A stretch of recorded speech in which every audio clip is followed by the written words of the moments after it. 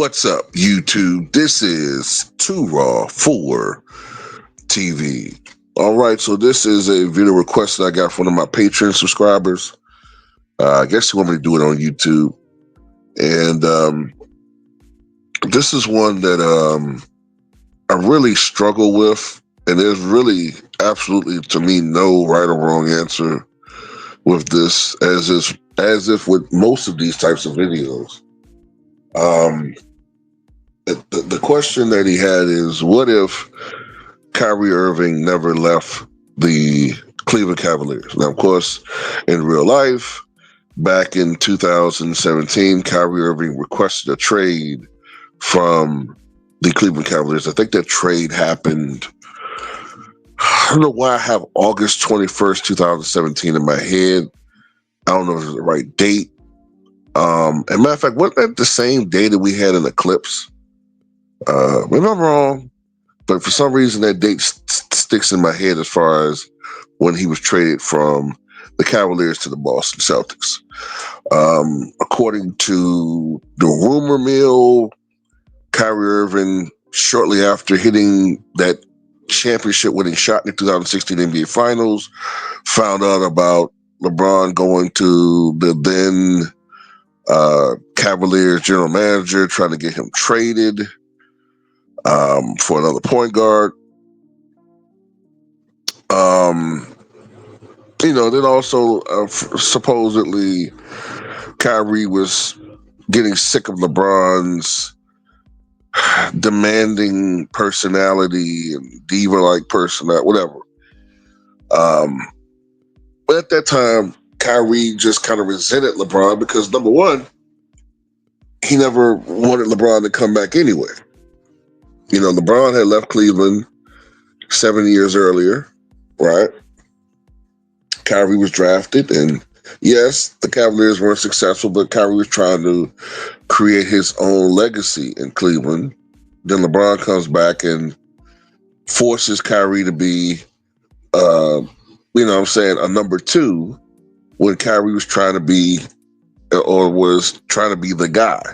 So that kind of spurned Kyrie's desire to go to Boston and be the lead dude, but then he found out sometimes, saying, be careful what you wish for because you just might get it.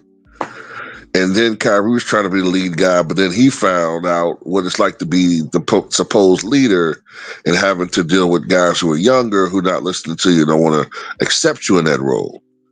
So, he kind of have a totally new perspective afterwards. And supposedly he did. He apologized to LeBron about certain things that he had did earlier. But man, I'm taking that in this scenario, Kyrie just grins and bear it. I guess he just says, look, this is my best opportunity to win is playing with this guy. So I guess that's the scenario that we're going with here, right? This is the problem that I have with this scenario. I'm not totally sold that LeBron stays. I'm not sold on that.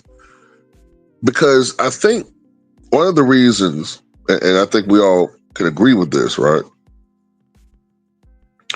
One of the reasons why LeBron James went to LA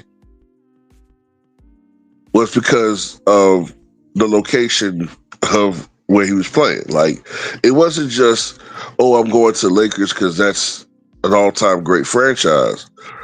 But he was also thinking as a businessman, I could do so much for my brand. I could do so much for my name in LA. The movie industry, Space Jam 2, all these business opportunities. I can really expand my wealth and my business and my prestige going to LA. And I can do things in LA that I can't do in Cleveland. I mean, I'm LeBron James, but Cleveland is Cleveland.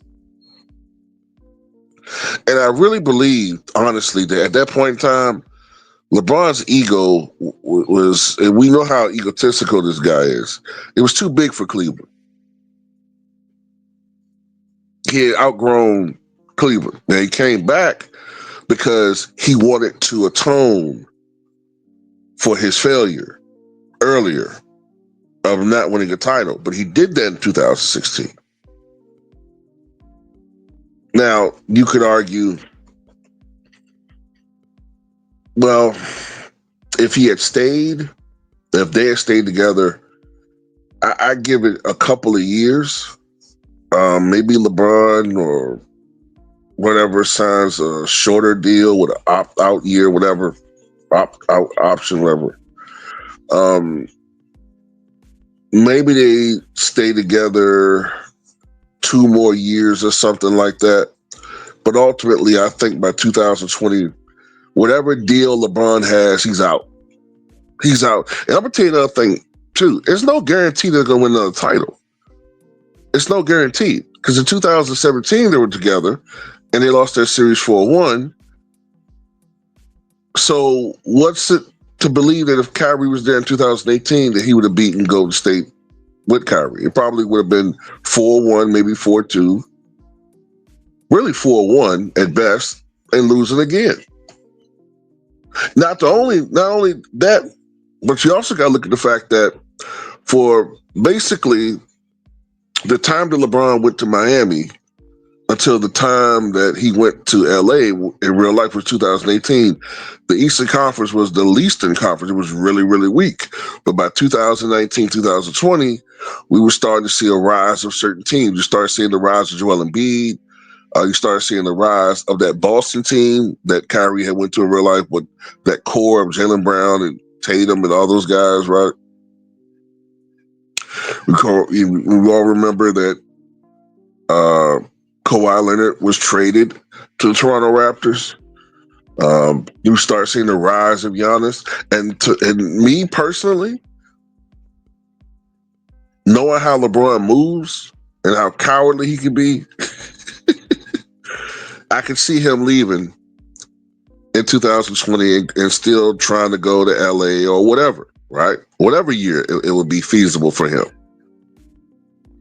So I think they might go to a couple more finals, but I'm not certain that the NBA championship is certain because of the Golden State Warriors with Kevin Durant.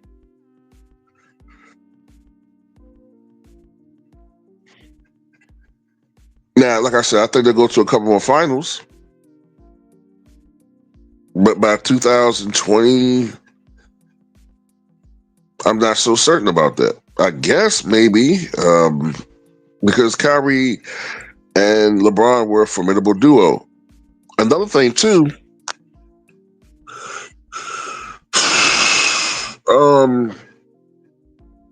the salary cap. Like, exactly how much help could they have gotten those two guys? They could have afforded it, you know.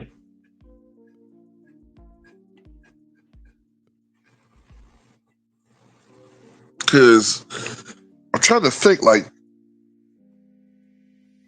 2018 team, 2019, 2018. Isn't that the team that had Dwayne Wade and Derrick Rose? Like that, it just didn't seem like a championship team. They went to the finals because of how weak the Eastern Conference was. But yeah, man, I'll be honest with you. I just don't see these guys having a long-standing partnership. Like, I really believe that LeBron, if Kyrie stayed, LeBron was going to leave. Ultimately, LeBron's going to look out for LeBron. And I think he would have looked and said, this team has ran its course. I'm going to go to LA. Plus, my business interests necessitate it. That's just how I look at it. Okay. But anyway, tell me what you guys think.